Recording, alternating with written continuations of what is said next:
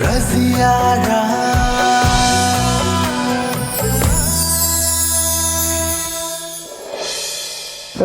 ಏನು ಹೇಳ್ತಾ ಇದ್ದೀರಾ ಜಿ? ಫಾತಿಮಾ ಶಾದಿ ಅವಳಿಷ್ಟದ ಪ್ರಕಾರ ನಡೀತಾ ಇದೆಯಾ? ಜಿ ಮೊದಲೇ ನಿರ್ಧಾರ ಆಗೋಗಿದೆ, ಈಗ ಅದನ್ನು ಬದಲಾಯಿಸೋಕ್ಕಾಗತ್ತಾ ಹೇಳಿ? ಬದಲಾಯಿಸೋಕ್ಕಾಗಲ್ಲ ಅಂತಲೇ ಹೊಂದ್ಕೊಂಡು ಹೋಗ್ತಾ ಇರೋದು. ರಜಿಯಾಗಿ ಇಷ್ಟ ಇಲ್ದಲ್ಲ ಯಾವ ಕೆಲಸನೂ ಮಾಡೋದಕ್ಕೆ ಮನಸ್ಸೇ ಹೋಗ್ತಾ ಇಲ್ಲ ಶೈದಾ. ಆದರೆ ಏನು ಮಾಡಲಿ, ಇಮ್ರಾನ್ ಜೊತೆ ಫಾತಿಮಾ ಶಾದಿ ಅಂತ ಮಾತು ಕೊಟ್ಟಾಗೋಗಿದೆ. ಈಗ ಮಾತು ಮುರಿದ್ರೆ ಮನಸ್ಸು ಮುರಿದಾಗೆ. ಆ ಇಮ್ರಾನ್ ಸುಮ್ಮನಿರ್ತಾನ? ಹೇಗೂ ಫಾತಿಮನ್ನ ಅವನು ಕೊಡಬೇಕು ಅಂತ ಮನಸ್ಸು ಮಾಡಿದ್ವಲ್ಲ, ಅಲ್ಲ ಅವಳ ಜೀವನ ಸುಖವಾಗಿರೋ ಹಂಗೆ ಮಾಡಿದ್ರೆ ಸಾಕು. ಮುಂದೆ ರಜಿಯಾ ಶಾದಿನ ಅವಳು ಇಷ್ಟಪಟ್ಟಂಗೆ ಮಾಡೋಣ ಜಿ. ನಿಜ ಶಾಹಿದಾ, ನಾನು ಹಾಗೆ ಅಂದ್ಕೊಂಡಿದ್ದೀನಿ. ಇನ್ವಿಟೇಷನ್ ಕಾರ್ಡು ಎಲ್ಲರಿಗೂ ಹಂಚಾಗೋಗಿದೆ. ಈಗ ಶಾದಿ ನಿಲ್ಸೋದು ಸರಿ ಇಲ್ಲ. ಫಾತಿಮಾ ಶಾದಿ ಒಂದು ಆಗೋಗ್ಲಿ. ನಾನೇ ರಜಿಯಾ ಕಾಲಿಡ್ಕೊಂಡು ಬೇಡ್ಕೊತೀನಿ, ಇದೊಂದು ಬಾರಿ ಮಾಫ್ ಕರೋ ಬೇಟಿ ಅಂತ. ಜಿ ಹೌದು ಶಾಹಿದಾ, ಎಲ್ಲ ವಿಚಾರದಲ್ಲೂ ನಾನೇ ಅವಳಿಗೆ ನೋವು ಕೊಟ್ಟಿದ್ದೀನಿ. ಇನ್ನು ಮುಂದೆ ಆದರೂ ಅವಳ ಸಂತೋಷನ ಈ ಮನೆಯಲ್ಲಿ ನೋಡಬೇಕು. ಫಾತಿಮಾ, ಎಲ್ಲಿಗೆ ರೆಡಿ ಆಗಿದೆಯಾ? ಅಮ್ಮಿ, ಅದು ನಾನು ಸ್ವಲ್ಪ ಹೊರಗಡೆ ಹೋಗ್ಬಿಟ್ಟು ಬರ್ತೀನಿ.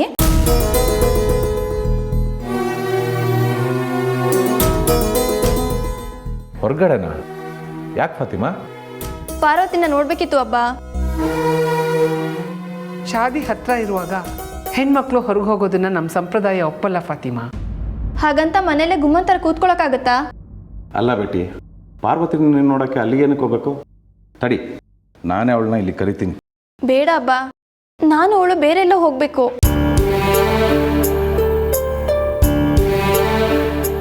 ಬೇರೆ ಎಲ್ಲೋ ಅಂದರೆ ಎಲ್ಗೋಗ್ತಿದ್ರ ಫಾತಿಮಾ?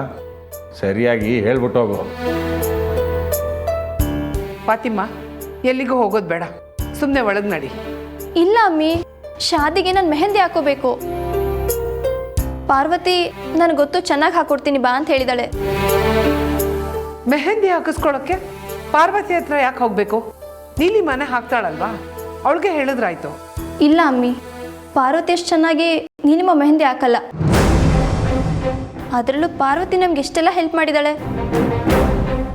ಅವ್ರ ಮನೆಯವ್ರಿಗೆಲ್ಲ ಶಾದಿಗೆ ಒಂದು ಮಾತು ಹೇಳೋದು ಬೇಡವಾ? ಮತ್ತೆ ನಾನು ಎಲ್ಲೂ ಹೋಗೋಕ್ಕಾಗಲ್ಲ. ಅದಕ್ಕೆ ನಾನು ಇವಾಗಲೇ ನನ್ನ ಫ್ರೆಂಡ್ಸ್ಗೆಲ್ಲ ಕರೆದ್ಬಿಟ್ಟು ಬರ್ತೀನಿ. ನನಗೋಸ್ಕರ ಊಟಕ್ಕೇನು ಕಾಯ್ಬೇಡಿ, ನಾನು ಬರೋದು ಸಂಜೆ ಆಗುತ್ತೆ.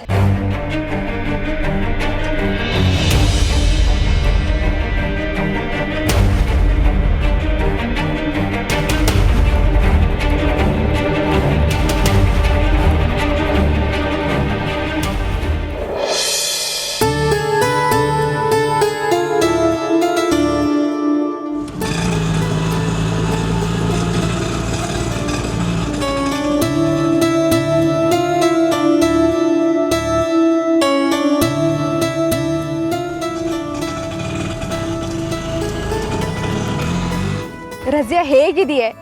ಎಷ್ಟು ದಿನ ಆಯ್ತು ನಿನ್ನ ನೋಡಿ. ಅದೆಲ್ಲ ಆಮೇಲೆ ಮಾತಾಡೋಣ ಪಾರು. ಫಾತಿಮಾ ಇಲ್ಲಿ ಇನ್ನೂ ಬಂದಿಲ್ವಾ? ಆಗ್ಲೇ ಬರ್ತೀನಿ ಅಂದಿದ್ಲು, ಇನ್ನೂ ಬಂದಿಲ್ಲ. ನಿನ್ನ ಹತ್ರ ಏನಾದರೂ ಹೇಳಿದ್ಲಾ?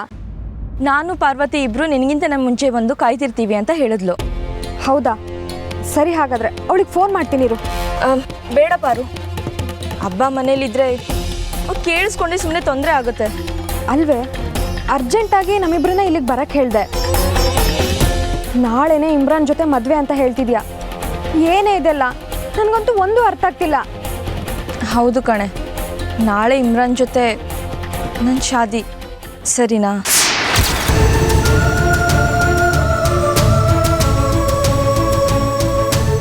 ಹುಡುಗಾಟ ಆಡ್ತಿದ್ಯಾ ರಜಿಯಾ?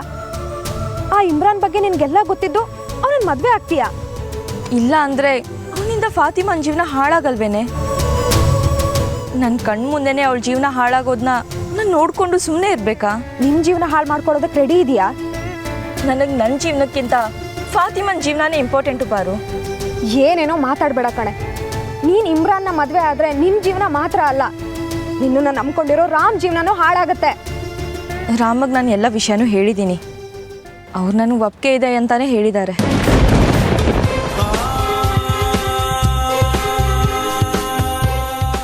ಏನೇ ಹೇಳ್ತಿದ್ಯಾ? ತಮಾಷೆ ಮಾಡ್ತಿದ್ಯಾ ನೀನು? ರಾಮ್ ಯಾಕೆ ನಿನ್ನನ್ನು ಇಮ್ರಾನ್ ಜೊತೆ ಮದುವೆ ಆಗೋದಕ್ಕೆ ಒಪ್ಕೊಳ್ತಾರೆ? ಬೇರೆ ದಾರಿನೇ ಇಲ್ಲ ಅಂದಮೇಲೆ ಏನೇ ಮಾಡೋಕ್ಕಾಗುತ್ತೆ?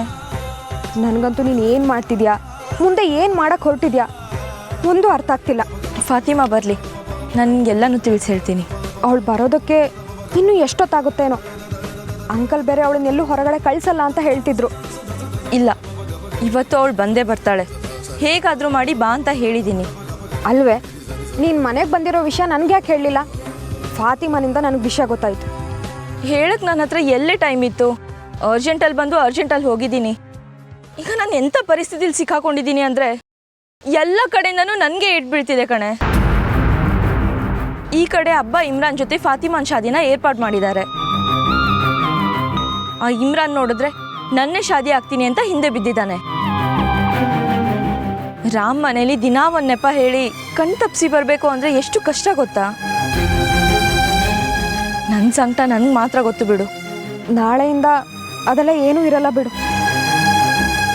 ಇಮ್ರಾನ್ ಜೊತೆನೇ ಇರ್ತೀಯಲ್ಲ, ಯಾರು ಕಣ್ ತಪ್ಸಿನೂ ಹೊರಗೆ ಹೋಗೋ ಪರಿಸ್ಥಿತಿ ಬರಲ್ಲ. ನಿನಗೆ ನಾನು ಹೇಳಿದ್ದು ಏನೂ ಅರ್ಥ ಆಗ್ತಿಲ್ಲ ಅನ್ಸುತ್ತೆ ಪಾರು. ಅದಕ್ಕೆ ನೀನು ಹೀಗೆ ಮಾತಾಡ್ತಿದೀಯ. ಸರಿಯಾಗಿ ಹೇಳಿದ್ರೆ ಅಲ್ವೇನೆ ಅರ್ಥ ಆಗೋದು? ಅಕ್ಕ,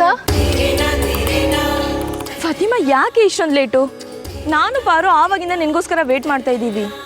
ಅಬ್ಬ ಅಮ್ಮ ಎಲ್ಲಿಗೆ ಹೋಗ್ತಿದ್ಯಾ ಅಂತ ಪ್ರಶ್ನೆ ಮೇಲೆ ಪ್ರಶ್ನೆ ಮಾಡ್ತಾ ಇದ್ರು. ಅವ್ರಿಗೆ ಉತ್ತರ ಕೊಡೋಷ್ಟರಲ್ಲಿ ಇಷ್ಟೊತ್ತಾಯ್ತು.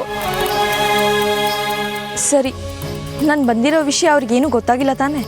ಇಲ್ಲ, ಪಾರ್ವತಿ ನೋಡೋಕೆ ಹೋಗ್ತಿದ್ದೀನಿ ಅಂತ ಹೇಳಿ ಬಂದೆ. ಸರಿ, ಈಗ ನಾನು ಹೇಳೋದನ್ನ ನೀವಿಬ್ಬರು ಗಮನ ಇಟ್ಟು ಕೇಳಿಸ್ಕೊಳ್ಳಿ.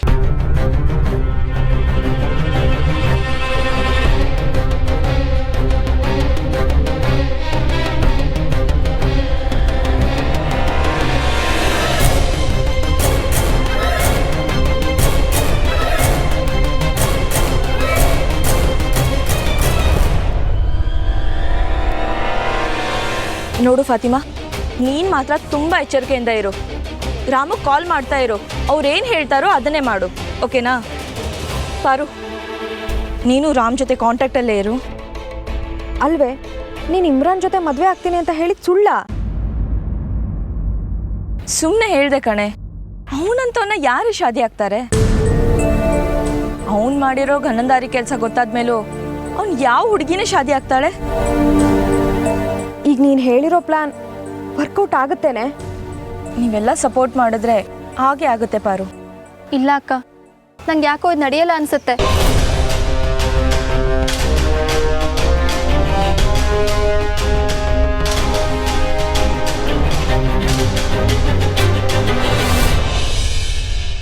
ನಡೆಯುತ್ತೆ. ಯಾಕೆ ನಡೆಯಲ್ಲ? ಅವಳು ಕರೆಕ್ಟಾಗಿ ನನ್ನ ತಾಳಕ್ಕೆ ಸರಿಯಾಗಿ ತಗ್ಲಾಕೊಂಡಿದ್ದಾಳೆ.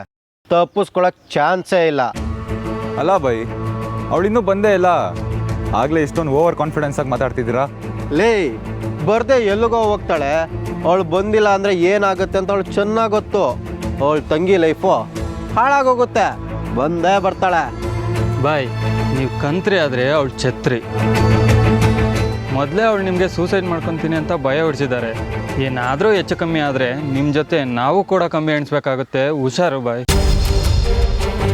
ಏಯ್, ಅವಳು ಹೇಳಿದ್ನೆಲ್ಲ ನಾನು ನಂಬಿದ್ದೀನಿ ಅಂತ ಅಂದ್ಕೊಂಡಿದ್ಯಾ? ಅವಳನ್ನ ನನ್ನ ಬಲೆಗೆ ಬೀಸ್ಕೋಬೇಕು ಅಂತ ನಾನು ಚಿಕ್ಕ ಡ್ರಾಮಾ ಮಾಡಿದ್ದೀನಿ ಅಷ್ಟೇ. ಅವಳೇನಾದ್ರು ನಿಮ್ಮ ಟಾರ್ಚರ್ ತಡೆಯೋಕ್ಕಾಗದೆ ಏನಾದ್ರು ಹೆಚ್ಚು ಕಡಿಮೆ ಮಾಡ್ಕೊಂಡ್ರೆ ಏನು ಮಾಡ್ತೀರಾ? ಅದಕ್ಕೆ ಅವಕಾಶ ಕೊಟ್ರೆ ತಾನೆ. ಅವಳು ಬರ್ತಿದ್ದಂಗೆ ಏನು ಮಾಡ್ತೀನಿ ಗೊತ್ತಾ? ಏನು ಮಾಡ್ತೀರಾ ಬಾಯ್? ಅವಳು ಬರ್ತಿದ್ದಂಗೆ ಶಾದಿನೇ ಆಗ್ತೀನಿ.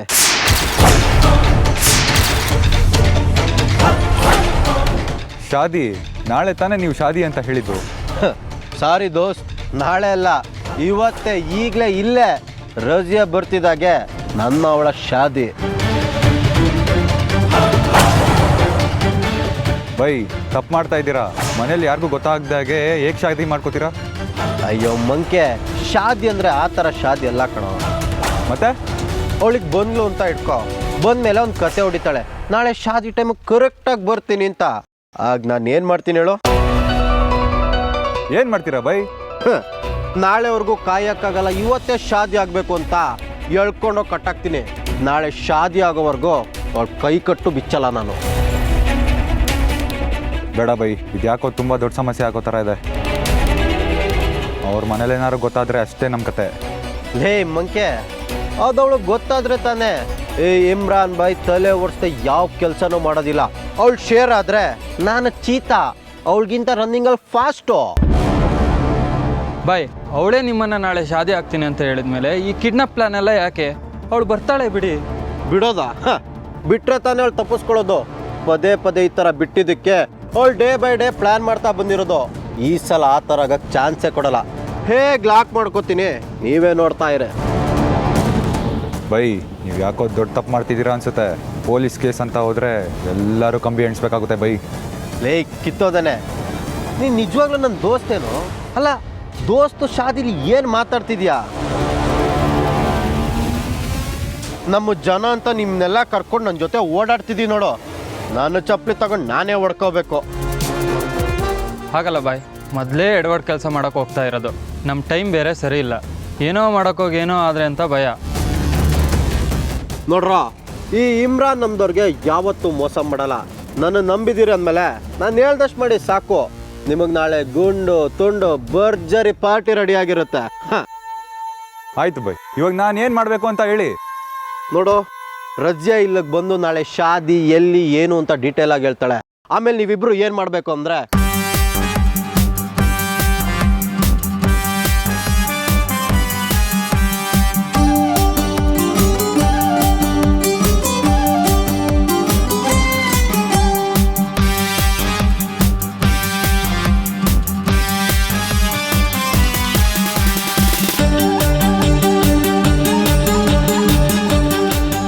ಇಷ್ಟು ಮಾಡ್ರಪ್ಪ. ಮುಂದೇನು ಮಾಡಬೇಕು ಅಂತ ನಾನು ಫೋನ್ ಮಾಡಿ ತಿಳಿಸ್ತೀನಿ. ಸರಿ ಬಾಯ್, ಈಗ ನಿಮ್ಮ ಬಿ ಎಲ್ಲಿದ್ದಾಳೆ ಅಂತ ಕನ್ಫರ್ಮ್ ಮಾಡಿ ಅವಳನ್ನ ಕರ್ಕೊಂಬರೋ ಅಷ್ಟರಲ್ಲಿ ಇಲ್ಲೆಲ್ಲ ರೆಡಿ ಮಾಡ್ಕೊಡೋ ಜವಾಬ್ದಾರಿ ನಂದು. ಇರಿ, ನಾನು ಈಗಲೇ ರಜಿಂಗ್ ಫೋನ್ ಮಾಡ್ತೀನಿ.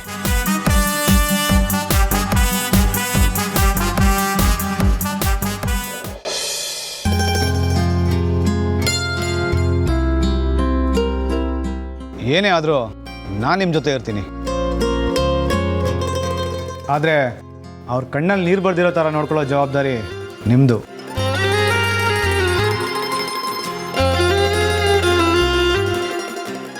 ರುಕೋ. ಅಜ್ಜಿ ಬನ್ನಿ ಅಜ್ಜಿ. ಬೇಜಾರಾಯ್ತಾ? ಹಾಗೇನಿಲ್ಲ ಅಜ್ಜಿ. ನನಗೆಲ್ಲ ಅರ್ಥ ಆಗುತ್ತೆ ಕಣೆ. ನಿನ್ನ ವಿಷಯದಲ್ಲಿ ನಾನು ತುಂಬ ತಪ್ಪು ಮಾಡಿದ್ದೀನಿ. ನಿನ್ನ ಅರ್ಥ ಮಾಡ್ಕೊಳ್ದಲೆ ನಿನ್ನ ಹತ್ರ ತುಂಬ ಹೊರಟಾಗಿ ಮಾತಾಡ್ಬಿಟ್ಟಿದ್ದೀನಿ. ಹಾಗೆಲ್ಲ ಏನೂ ಇಲ್ಲ ಅಜ್ಜಿ. ನೀವು ಯಾವ ತಪ್ಪು ಮಾಡಿಲ್ಲ. ದುಡ್ಕಿ ತಪ್ಪು ಮಾಡೋ ನಿರ್ಧಾರ ತಗೊಂಡಿದ್ದು ನಾನು. ನಿನ್ನಂಥ ಒಳ್ಳೆ ಮನಸ್ಸಿನೊಳಗೆ ಕಿರ್ಚಾಡಿ ರಂಪ ಮಾಡಿಬಿಟ್ಟೆ. ಇವತ್ತಿನ ನಿನ್ನ ಪರಿಸ್ಥಿತಿಗೆ ಒಂದು ವಿಧದಲ್ಲಿ ನಾನು ಕಾರಣ.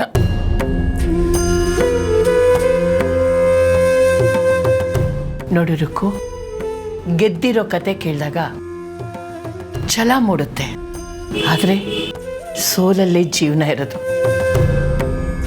ಸೋಲು ನಮ್ಮ ಜೀವನನ ಕೊನೆ ಮಾಡಕ್ಕೆ ಬರಲ್ಲ ರುಕ್ಕು, ಪರೀಕ್ಷೆ ಮಾಡಕ್ಕೆ ಬರೋದು.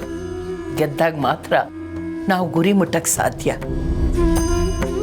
ಬಾಡ್ದಿರೋ ಹೂನ ಯಾರು ಬೆಳೆಯೋಕ್ಕಾಗಲ್ಲ, ನೋವಿಲ್ದಿರೋ ಜೀವನನ ಯಾರು ಕಳೆಯೋಕ್ಕಾಗಲ್ಲ. ಜನ ಚೆನ್ನಾಗಿರೋ ಕಲ್ಗೆನೆ ಏಟ್ ಕೊಟ್ಟು ಶಿಲೆ ಮಾಡೋದು. ನೋವೆಲ್ಲ ತಡ್ಕೊಂಡ್ರೆ ನಾವು ಒಂದು ಸುಂದರವಾದ ಮೂರ್ತಿ ಆಗ್ತೀವಿ. ಆಗಲ್ಲ ಅಂತ ಸುಮ್ಮನೆ ಕೂತ್ರೆ ಮೂಲೆ ಸೇರ್ತೀವಿ. ಎಷ್ಟು ಅಂತ ಏಟ್ ಸಹಿಸ್ಕೊಳ್ಳಿ ಅಜ್ಜಿ. ನನ್ನ ಜೀವನ ಬರೀ ಏಟಿಗೆ ಮಾತ್ರ ಸೀಮಿತ ಆಗಿದೆ ಅನ್ಸತ್ತೆ. ಮೂರ್ತಿ ಆಗೋ ಯಾವ ಲಕ್ಷಣನೂ ಕಾಣಿಸ್ತಿಲ್ಲ. ನನಗೂ ಎಲ್ಲರ ಥರ ಬದುಕಬೇಕು, ಸಂತೋಷವಾಗಿರ್ಬೇಕು ಅನ್ನೋ ಆಸೆ ಇದೆ.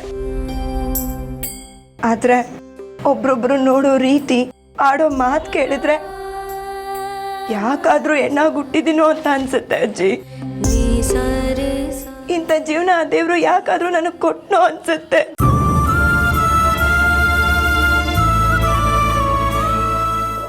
ಸತ್ತಾಗ 10 ಹೆಗ್ಲು ಕೊಡೋ ಜನ ಬದುಕ್ದಾಗ ಯಾಕಜ್ಜಿ ಭಾವನೆಗಳಿಗೆ ಬೆಲೆ ಕೊಡಲ್ಲ? ಹಾಗೆಲ್ಲ ಹೇಳ್ಬೇಡ ರುಕು. ನಿನ್ನ ಜೀವನದಲ್ಲೂ ಒಳ್ಳೆ ಸಮಯ ಬರುತ್ತೆ. ನೋವು ಯಾವ ಜೀವನದಲ್ಲೂ ಶಾಶ್ವತ ಅಲ್ಲ. ಅಜ್ಜಿ, ನನ್ನ ಜೀವನದಲ್ಲಿ ನೋವನ್ನು ಬಿಟ್ಟು ಯಾವತ್ತಾದರೂ ಸಂತೋಷ ಕಂಡಿದೆ ನೋಡಿದ್ದೀರಾ? ನಾನು ಎಲ್ಲರೂ ಥರ ಮನುಷ್ಯಲೇ ಅಲ್ವಾ ಅಜ್ಜಿ? ನನಗೂ ಎಲ್ಲರೂ ಥರ ಮನಸ್ಸಿರುತ್ತಲ್ವಾ? ಯಾಕೆ ಯಾರೂ ಅದನ್ನು ಅರ್ಥ ಮಾಡ್ಕೋತಿಲ್ಲ? ಆಗತ್ತೆ ರುಕ್ಕು, ಆದಷ್ಟು ಬೇಗ ಆಗುತ್ತೆ. ನಿನ್ನ ನೋವು ದುಃಖ ಎಲ್ಲ ಕಳೆಯುತ್ತೆ. ಏನೋ ಕೆಟ್ಟಗಳಿಗೆ ನಿನ್ನ ಜೀವನದಲ್ಲಿ ನಡಿಬಾರ್ದು ನಡೆದೇ ಹೋಯ್ತು. ಅದನ್ನೇ ನೆನಪಲ್ಲಿಟ್ಕೊಂಡು ಕೊರಗ್ತಾ ಕೂಡ್ಬೇಡ. ನಿನಗೂ ಒಳ್ಳೆ ದಿನಗಳು ಬರುತ್ತೆ. ಯಾವ ಜನ್ಮದಲ್ಲಿ ಏನು ಪಾಪ ಮಾಡಿದ್ನೋ ಏನೋ, ದೇವರು ನನಗೆ ಈ ಜನ್ಮದಲ್ಲಿ ಬರೀ ನೋವನ್ನೇ ಕೊಡ್ತಿದ್ದಾನೆ. ಎಲ್ಲದಕ್ಕೂ ನಾನೇ ಹೊಣೆ ಹಾಕ್ತಿದ್ದೀನಿ ಅಜ್ಜಿ. ಎದೆ ನೋವಿಗೆ ಔಷಧಿ ಇದೆ, ಆದರೆ ಎದೆಲಿರೋ ನೋವಿಗೆ ಯಾವ ಔಷಧಿನೂ ಇಲ್ಲ ಅಜ್ಜಿ.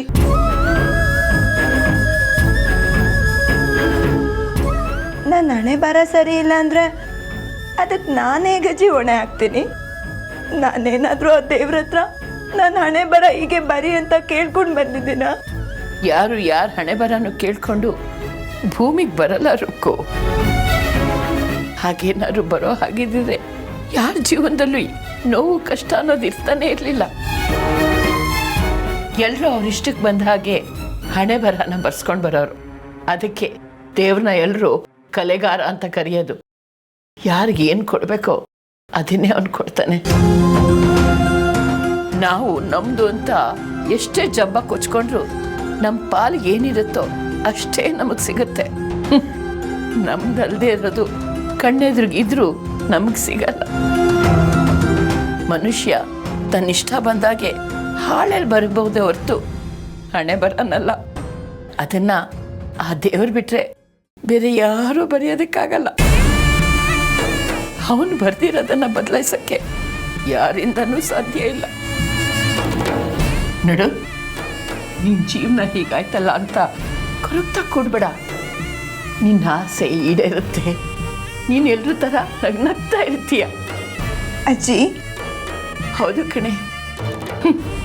ಕೆಲವೊಂದು ವಿಚಾರಗಳನ್ನ ನಾನು ನೇರವಾಗಿ ಹೇಳೋಕ್ಕಾಗಲ್ಲ. ಅದಕ್ಕೆ ನನ್ನ ಮನಸ್ಸಾಕ್ಷಿ ಅಡ್ಡ ಬರುತ್ತೆ ಕಣೆ. ಆದರೆ ನಿನ್ನ ಜೀವನನ ನಾನು ಸರಿ ಮಾಡ್ತೀನಿ. ನಿನ್ನ ನೋವನ್ನ ಕೊನೆ ಮಾಡ್ತೀನಿ ಕಂದ. ಅಜ್ಜಿ,